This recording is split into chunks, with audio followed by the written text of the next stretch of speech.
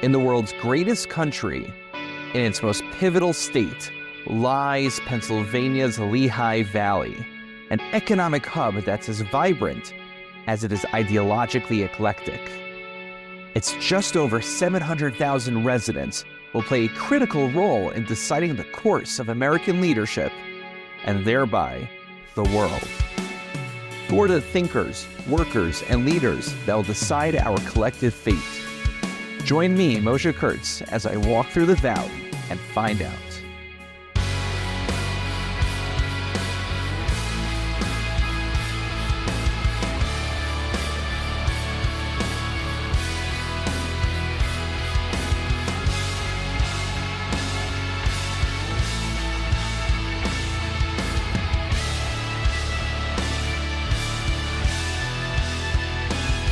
Thank you, my friends, for joining me today as I walk through the valley with Treasurer Stacy Garrity, a U.S. Army veteran, 79th Treasurer of the Commonwealth of Pennsylvania, and Republican candidate to serve as our next governor.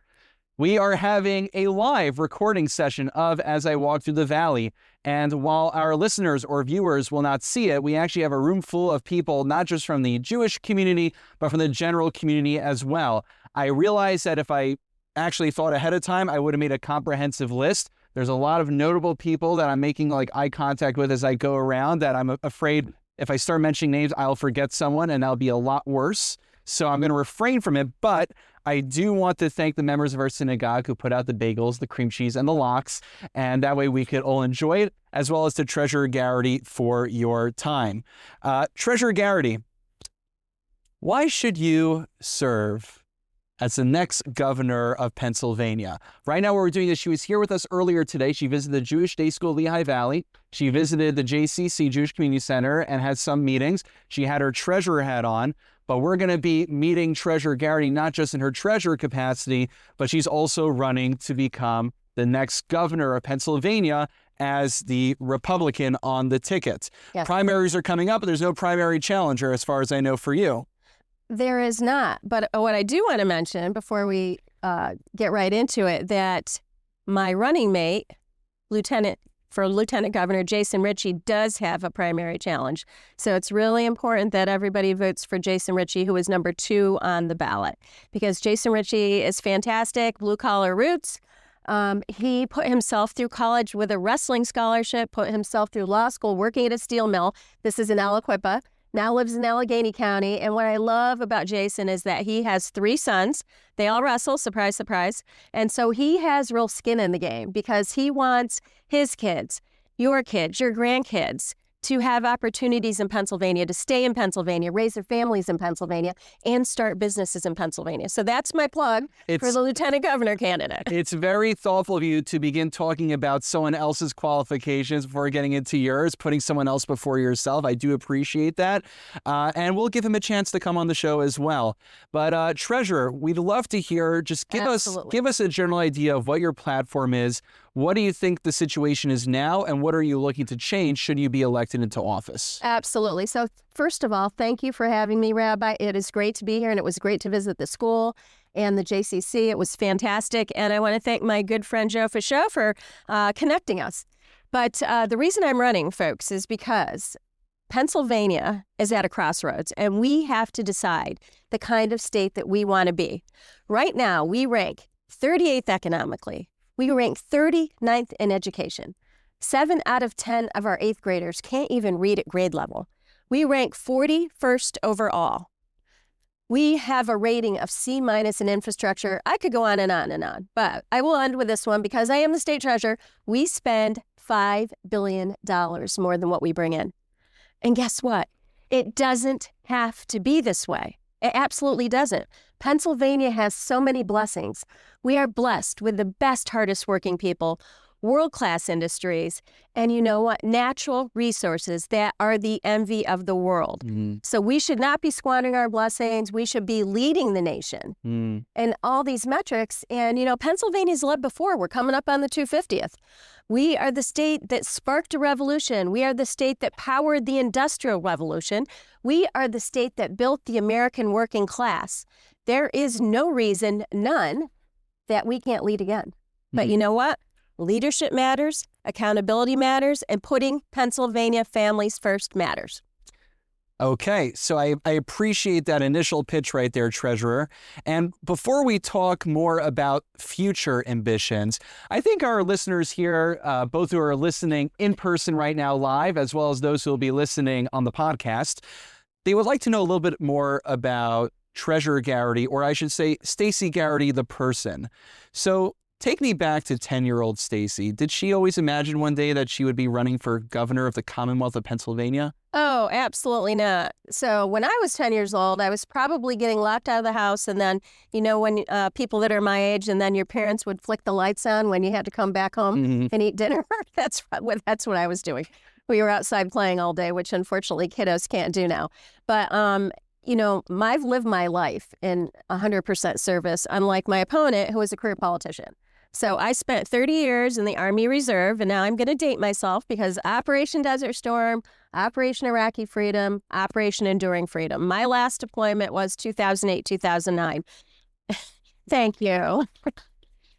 Thank you, folks. So I was acting battalion commander at Camp Bucca, which is in southern Iraq. So we had the largest internment facility for enemy combatants in theater. So 7,000 detainees, about 1,200 soldiers, and we were the very first internment facility to have 0 abuse allegations and 0 escape attempts. Now, at the same time, I spent over 3 decades in the private sector. So I worked at Global Tungsten and Powders in very rural Pennsylvania, although I did a tremendous amount of international travel for 10 years. So Global Tungsten and Powders is the largest tungsten smelter in the Western world. Worked my way up to become one of 2 female vice presidents. And I have to say, so after I hit my mandatory retirement date in the Army, which was 2017, about a year later, I started missing service. Because I have to tell you, had I not hit my mandatory retirement date, I would have never even thought about running for state treasurer. I would have continued to serve because serving wasn't the honor of my lifetime. Wow. Now, I know we kind of got into the military career, and I would love to delve into that soon, but I want to understand just a little bit more about your upbringing. I know we had Mother's Day recently, just before the recording, and you posted on your social media, quote, "Everything I've learned about strength, hard work, and showing up for the people you love started with my mom. Today, I'm especially grateful for her and for every mom across Pennsylvania who gives so much every single day. We see you and appreciate you. Happy Mother's Day." There was a nice picture of you with your mother. And I just wanted to dig a little bit deeper into that. Like, where in Pennsylvania do you come from? What was the cultural background? And how does that prepare you for this office? Absolutely. So I grew up and actually still have a house in Bradford County, not to be confused with Zippo-Lighter. It's Bradford County in the northern tier. So one of the more rural counties in the state. And in case you didn't know, 48 out of 67 counties are rural. And so that's the funny thing, because I'm from New York, came via Connecticut, and then to Allentown, and I told everyone I was moving to the Lehigh Valley, and they thought I was moving out to the boondocks. So no, if they saw they thought it was where you came from. Exactly. But when you grow up in such a small area like that, your community and your neighbors are so important, and so it was always about service to my community. To my church, to, helping out your neighbors. So it was that's how I was brought up. And I remember I was the oldest of 4 girls, and my mom would always say, "Take care of your sisters." So that's how I grew up. Well, I just caught that you mentioned attendance of church, and Yes. I noticed that there was recently in Harrisburg at the Capitol, for a few days, there was an annual Bible reading marathon that took place, and I saw that you had your chance to read some verses from the Bible as well. So I'd love to get your idea. I mean, we're sitting here in a synagogue right now. At the same time, we have representation from other religions that are here in the room with us, as well as those who might not be religious at all. So what's the message of that Bible reading marathon, and how do you, broadly speaking, conceptualize faith in Pennsylvania? Right. So I'll give you a little story. So when I first ran for treasurer, I got approached to run for either state treasurer or auditor general. And first I said, absolutely not. I said no for 4 months. I said, you guys, I'm from rural Pennsylvania. I'm middle class. I've never run for anything, and you want me to run for statewide. And oh, by the way, they hadn't had somebody from a row office from a rural county in over 40 years. An incumbent hadn't been beat since 1998. So, they really couldn't find anybody to run against the treasurer because he was pretty popular.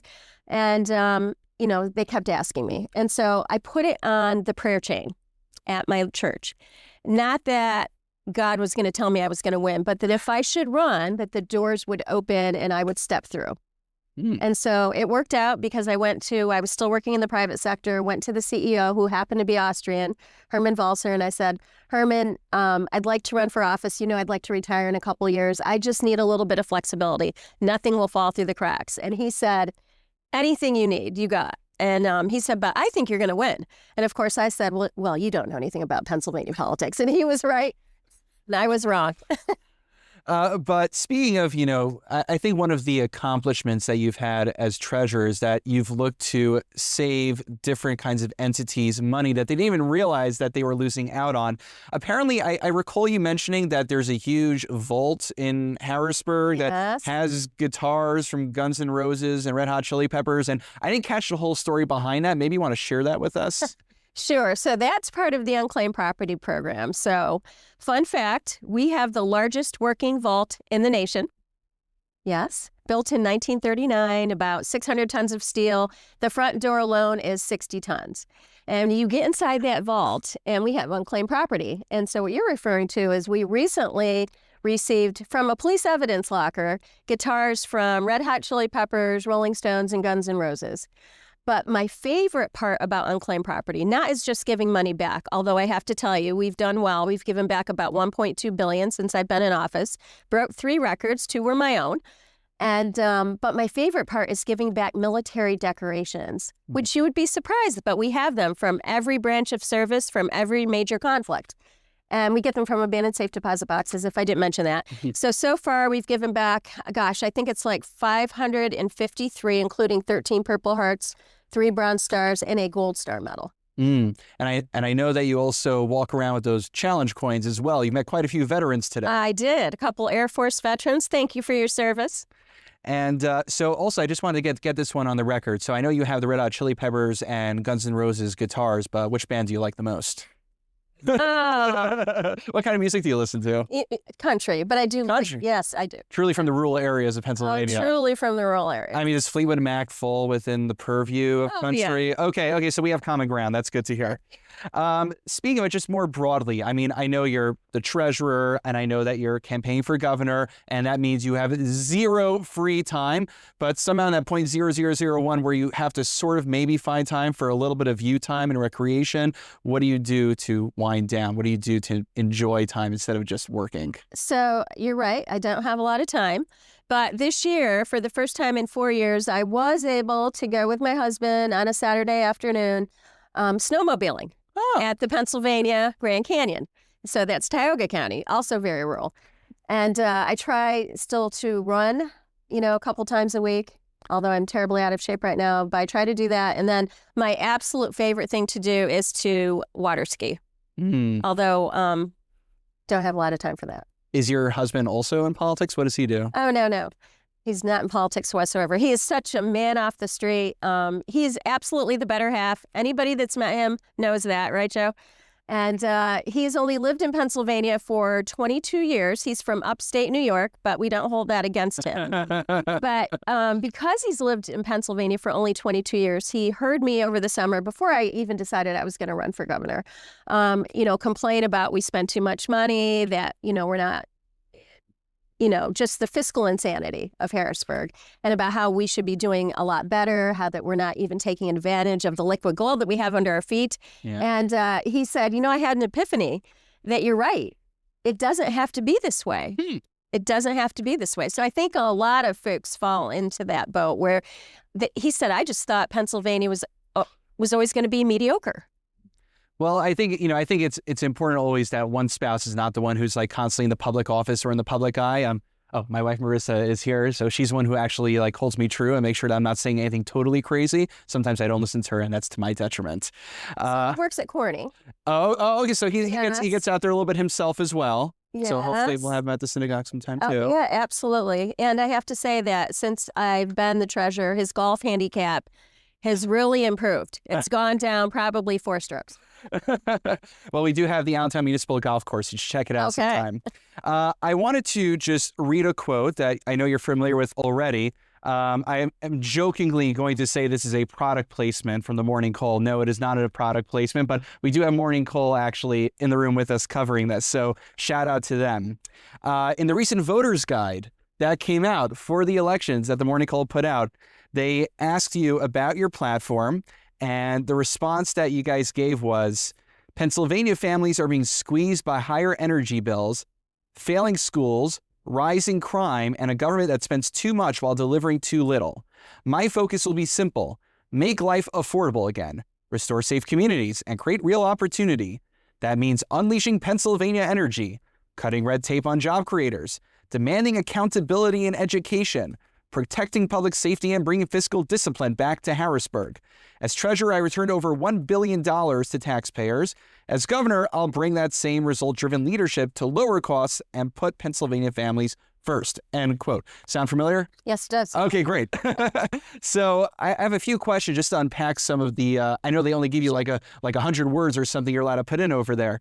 So rising crime, where do you see rising crime occurring in Pennsylvania? Gosh, I'd say that's mainly in the Philadelphia areas and somewhat in the Pittsburgh areas, but it's not the same. I mean, my sister came in, I think it was a year ago, from Texas to go to a conference in Philadelphia, and the first thing she did was call me and say, "What happened? What happened to Philadelphia?"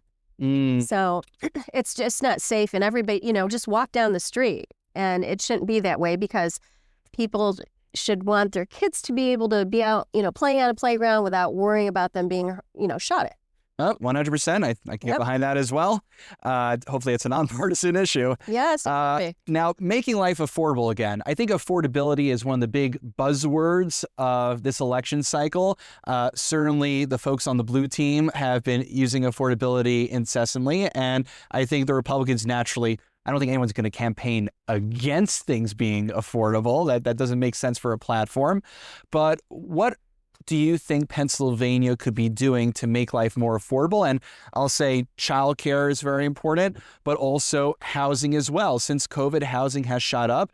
And Lehigh Valley, and we're sitting in Allentown right now, even though it's much more affordable than if you go into the New York metro area, prices have still gone up significantly. So what can we be doing, and what would you do as governor to solve the affordability crisis? Sure. So Pennsylvania families are absolutely getting squeezed. And you can see that, when you go fill up your tank with gas, when you go buy groceries, simply in the cost of trying to get by, right? And so there's some, this all comes down to common sense. And when you come from the private sector, you have a mission and you want to accomplish it. It's a lot different than being a career politician. You want to get things done, like really get stuff done. Okay, so our electricity bills are way too high. And a lot of that is because of the failed policies. We have had no new power generation in over 12 years. And that's crazy when you consider that we are the Saudi Arabia of natural gas. So that would absolutely bring down, utility bills. Okay. I never thought of us as Saudi Arabia, but we are. This is a paradigm shift for me. We have 25% of all the natural gas in the United States. So think about that. And what's scary is that by 2030, Indiana, West Virginia, and Ohio are going to surpass us. Wow. And that's crazy. And you know why? It's because of their policies. They consider natural gas green. They put their stamp of approval on it, and investment comes flowing in. We are not a business-friendly state. We are, I think, the 14th highest regulated state in the nation. And you know what? We need to roll back those regulations. It should be a 2-for-1, right? Get rid of 2 for every one. We should review. I think it's something like we have 194,000 regulations. That's crazy, right? It's absolutely crazy. And if we unleash what we have under our feet, responsibly, of course, we will create tens of thousands of family-sustaining jobs and create billions of dollars in economic opportunity that our families desperately need. And then when you talk about housing, listen, we need to make sure our young people can afford to buy their first home and our seniors can afford to stay in their homes, right? So there's a program that I would like Treasury to run where you buy down the interest rate of your mortgage by 3%. We do that already in Treasury for agriculture. So there's no reason why we can't expand that. Yeah, absolutely. And from what I hear you're saying is that Pennsylvania already has resources. And the question is, are we going to leverage the gift that we already have? That's great. Okay. I couldn't have said it better myself. Oh, okay. And then, of course, education. Yes. Okay. So accountability in education. Yes. So what's happening in education that requires accountability? Okay. So for education, first of all, as I mentioned earlier, 7 out of 10 of our 8th graders can't read at grade level. And yet we spend $1 billion more on education a year than when the governor came in. So we rank 39th in education, but guess where we do rank in the top 10? Spending. So obviously throwing more money at education is not working. Okay. And we're not setting up our kids for success. Well, speaking of our kids, I think there is a certain concern that people in the community are raising. And you did bring up Governor Shapiro, so don't mind if I quote something. He posted on social media, April 20th, 2026, quote, Pennsylvanians who want to buy recreational marijuana are already driving across the border to one of our neighboring states who have legalized it. That's hundreds of millions in revenue going out of state instead of being spent here in Pennsylvania. It's time for us to finally catch up and for the legislator to send a bill to my desk and get this done. So, Treasurer Garrity, what I would love to understand is, what is your position on recreational marijuana? The argument, as I understand it, Governor Shapiro is making is that this is money being lost in Pennsylvania.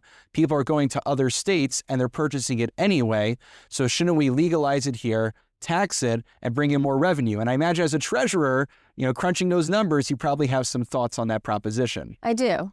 So the fact that we spend $5 billion more than what we bring in, which is crazy. And, by the end of this fiscal year, we'll have blown through the entire surplus. Okay. And what's left is the rainy day fund. Yikes. And so the rainy day fund, we will blow through that in 2 years. Totally unacceptable. But what's really a shame to me is that you think you're going to plug a budget hole by legalizing drugs. I mean, to me, that's crazy. We should be, taking advantage of what we already have.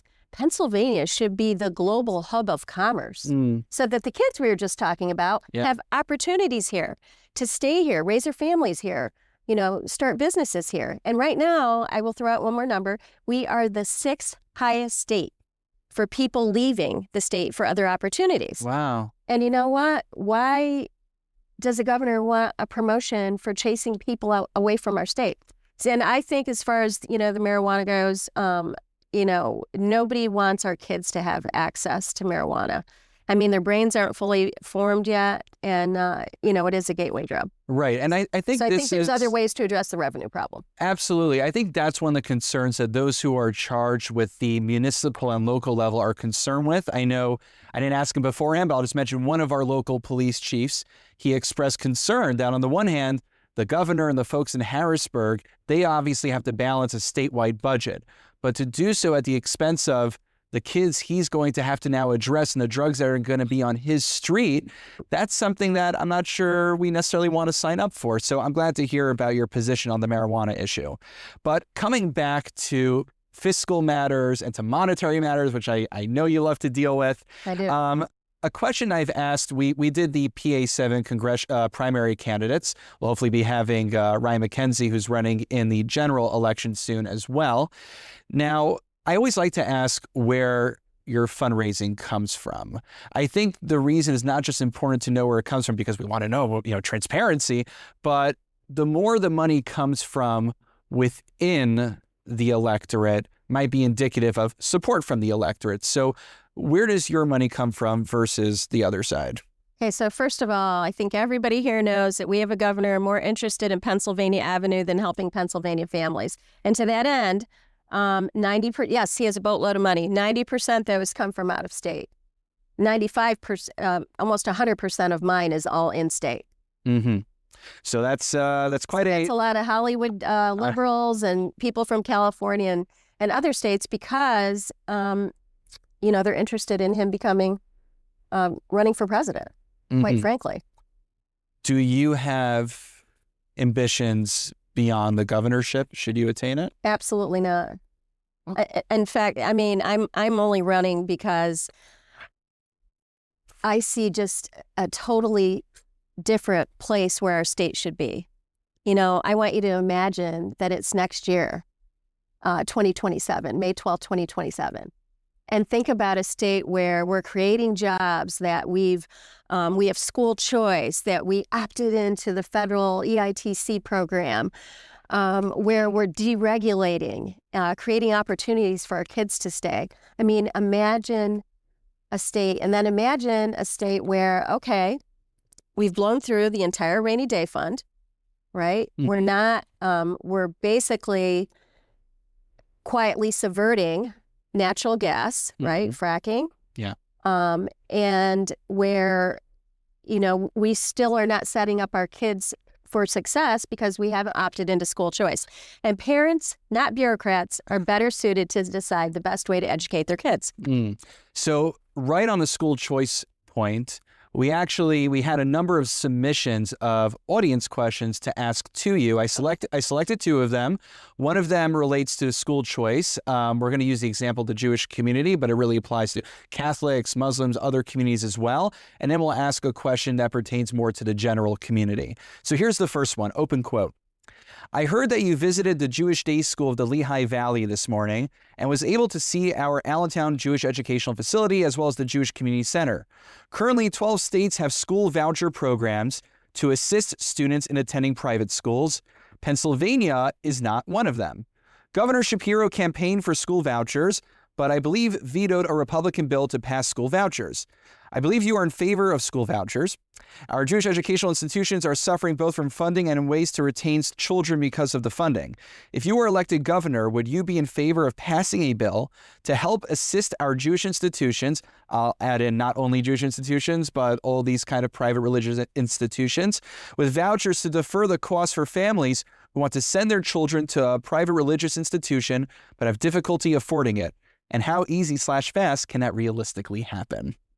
Right. So it would happen right away, first of all. Well, first of all, day one, we opt into the federal EITC program, which is great because that's money that we're leaving on the tables that could benefit our kids and would help school choice. As far as vouchers, they won't run the bill. Okay. So Governor Shapiro campaigned on school choice, and then he line item vetoed it. And now he said that, well, he has a divided legislature, so there's nothing he can do. Okay, so that's 3 different positions on school choice. I have one position. It won't surprise you that know me that it's been very consistent.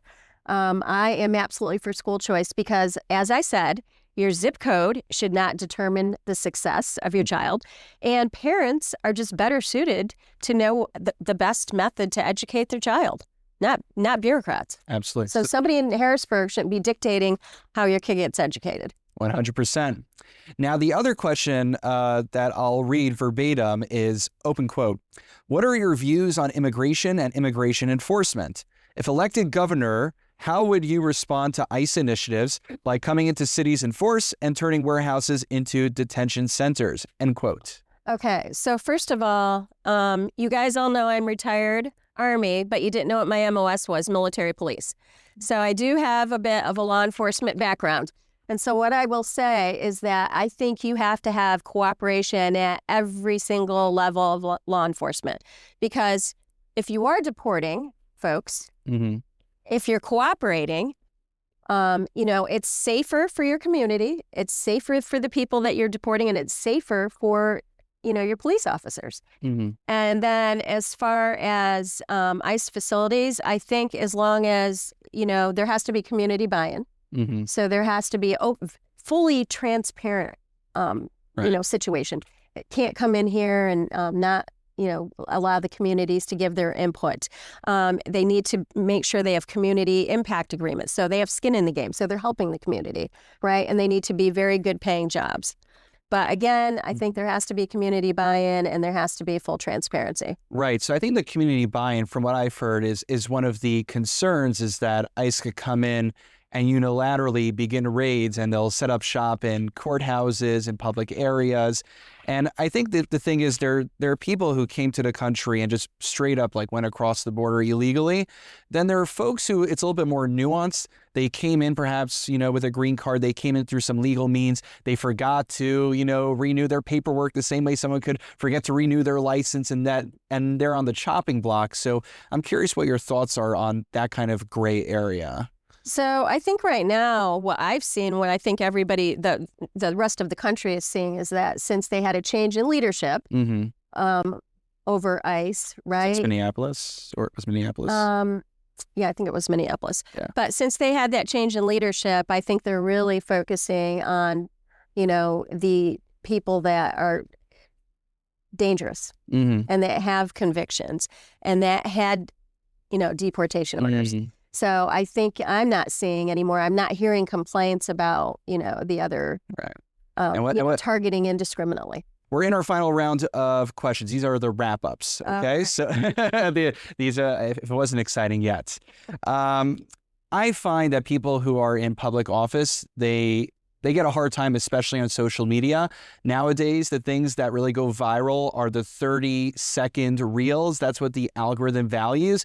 And that means that many people, we hope obviously they'll tune in for our full conversation, but many times they're only seeing 30-second snippets, sometimes of the parts of the interview that maybe you don't want them to be seeing, where you had 99% really strong answers, and then there's that 1%, and that's what goes around. So I want to give you the opportunity. I ask this also to a lot of candidates. What do you think people get wrong about Stacy Garrity that if they sat down with her longer, they would appreciate about her? I think that they don't understand that I call balls and strikes, right? That's just how I'm wired. When you're in the Army, when you're in the military, your mission is to protect the people that you're there to serve, right? And when you're in a foxhole, your battle buddy doesn't ask you what your political affiliation is. They want to know that you have their back.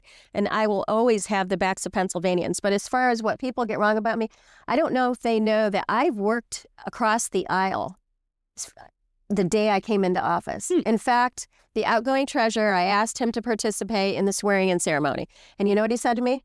"Oh, Stacy, we don't do that in Harrisburg." Oh. And I said, "Well, I don't know what you do in Harrisburg, but I want to do it like a change of command ceremony. And I want to give you the opportunity to thank your staff and talk about what you're most proud of." And he said, "Well, you're going to get pressured to change your mind." And I said, "Joe, you don't know me well, but I won't be changing my mind." So he ended up doing it. Wow. Another thing people don't understand is that I have an office of 350 employees, roughly. Probably half are D's, half are R's. I don't care. I will work with anybody that wants to make Pennsylvania a better place to live, work, and raise a family. And I work with that. I do events with Democrat offices, Republican offices, anybody that asks me. So I'm there to serve.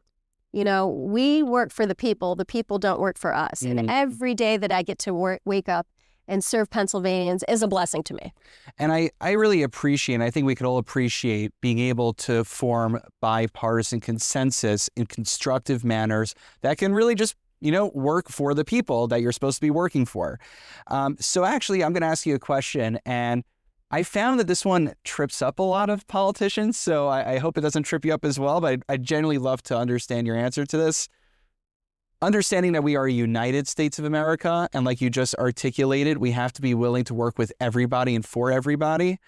What is one thing that you, looking at the other side of the aisle, at what we'll call the blue team, at the Democrats, at progressives, is there something that looking at them that you could admire and that you would want to see more of? They stick together. They tend to really stick together, behind their candidates. They toe the party line. My side, not so much. But that is one thing I would say that they do quite well.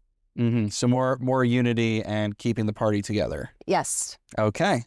And for our final question, which I can only ask for a few more months at this point, which is the 250th anniversary of the United States of America is shortly upon us. It is. Treasurer Stacy Garrity, what does that mean to you? Oh my gosh. So it makes me think about how it all started. So 250 years ago this summer, I mean, think about what our founding fathers did. They stood up to this global empire and they said, enough is enough.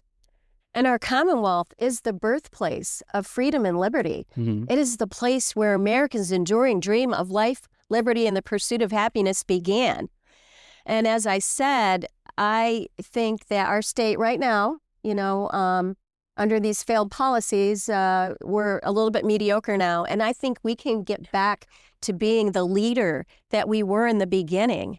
Like I mentioned early on, that we have led before. We are the state that sparked the revolution. We built the American working class. We powered the Industrial Revolution. And so I want to be, leading the nation again. And there's no reason that we can't be, guys. Okay? I mean, together we can bring affordability, opportunity, and promise to the great Commonwealth that we all love. Treasurer Stacy Garrity, thank you for your time, and I appreciate you joining me as I walk through the valley. Me, Rabbi, and thank you all. Thank you for joining me as I walk through the valley. If you enjoyed this episode, please take a moment to rate and subscribe to our show. If you have questions or would like to book a live recording or have a speaking request, please email rabbi@sonsofisrael.net. This is Moshe Kurtz. I look forward to having you join me next time as I walk through the valley.